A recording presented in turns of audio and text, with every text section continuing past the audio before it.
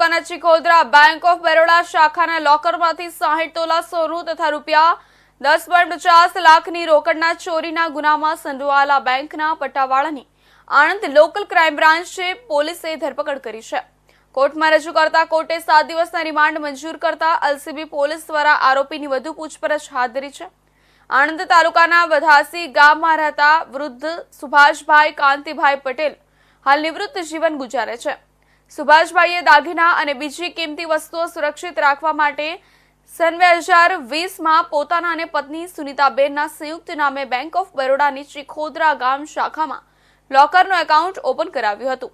Bank તરફથી તેઓને 36 નંબરનું લોકર ઇસ્યુ કરી તેની ચાવી આપવામાં આવી હતી, જે બાદ સુભાષભાઈ અને તેમના પત્ની સુનીતાબેન થોડા સમયે પોતાના લોકરમાં સોનાના દાગીના તથા રોકડ રકમ મૂકતા હતા। તો જરૂર પડે ત્યારે લોકરમાંથી દાગીના કાઢતા હતા અને પ્રસંગ પત્યા બાદ ફરી પાછા લોકરમાં મૂકી આવતા હતા।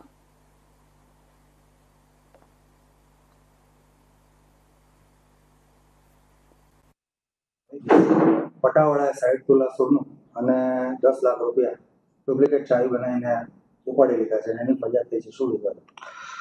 તારીખ 25/12/2024 ના રોજ સુભાષભાઈ કાંતિભાઈ પટેલ રહેવાસી વઘાસી આણંદ નાઓએ આણંદ રૂરલ પોલીસ સ્ટેશનમાં આવી પોતાની ફરિયાદ હકીકત જાહેર કરેલ કે તેમનું ચિખોદરા બેંક ઓફ બરોડા શાખામાં તેમની તથા તેમના પત્નીના નામે લોકર હતું। એ લોકરમાં તારીખ 18/9/2024 પહેલા તારીખ 7/2/2024 વચ્ચે કોઈપણ સમયે ત્યાંના પટાવાળા તરીકે ફરજ બજાવતા વિપુલ કુમાર વિનુભાઈ કેસરિયાએ ડુપ્લિકેટ ચાવી બનાવી લોકરમાંથી રૂપિયા 60 તોલા સોનું અને 10,50,000 રૂપિયાની સગે વગે કરી દીધેલ હોવાની ફરિયાદ આપતા આ બાબતે આણંદ રૂરલ પોલીસ સ્ટેશનમાં ગુનો રજીસ્ટર કરવામાં આવેલો। આ ગુનામાં એમાઉન્ટ ખૂબ જ મોટી હોય અને તેમાં બેંક ઓફ બરોડાના લોકરમાંથી પૈસાની સગે વગે કરેલ હોય। ગુનાની ગંભીરતા સમજી પોલીસ અધિક્ષક શ્રી જસાણી સાહેબે સદર ગુનાની તપાસ એલસીબી ને સોંપેલી હતી।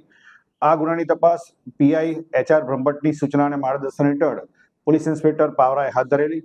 આ ગુનામાં દસ્તાવેજી પુરાવા એકત્રિત કરેલા અને તમામ એવિડન્સ એકત્રિત કરતા આરોપીએ સૌપ્રથમ સેશન્સ કોર્ટમાં આગોતરા જામીન કરેલી અરજી કરી દીધી, પરંતુ તે પણ નામંજૂર થયેલી। ત્યારબાદ હાઈકોર્ટમાં જામીન અરજી કરતા દસ્તાવેજી પુરાવા અને મળેલ એવિડન્સના આધારે નામદાર ગુજરાત હાઈકોર્ટ દ્વારા પણ આગોતરા જામીન આપવામાં આવેલા। ત્યારબાદ સદર આરોપીએ નામદાર સુપ્રીમ કોર્ટમાં પણ આગોતરા જામીન માટે અરજી કરેલી હતી, પરંતુ એકત્રિત કરેલા પુરાવાના આધારે નામદાર સુપ્રીમ કોર્ટે પણ તેઓના જામીન મંજૂર કરેલા નહીં અને તેમને 2 વીકમાં સરેન્ડર કરવા માટે સૂચના આવેલ। જે અનુસંધાને આરોપી વિપુલ કુમાર વિનુભાઈ કેસરિયા તારીખ 20/3/2025 ના રોજ એલસીબી સમક્ષ સરેન્ડર થતા આ ગુનાના કામે તેઓની ધરપકડ કરવામાં આવેલી છે અને તેઓને નામદાર કોર્ટમાં રજૂ કરી તારીખ 27/3/2025 ના દિન 7ના પોલીસ કસ્ટડી રિમાન્ડ મેળવવામાં આવેલા છે। આ રિમાન્ડ દરમિયાન આરોપીએ આ મુદ્દામાલ કેવી રીતે ચોરેલો છે, આ મુદ્દામાલ ક્યાં સગે વગે કરેલો છે, તે તમામ મુદ્દાઓ બાબતે તપાસ તજવીજ હાથ ધરવામાં આવનાર છે।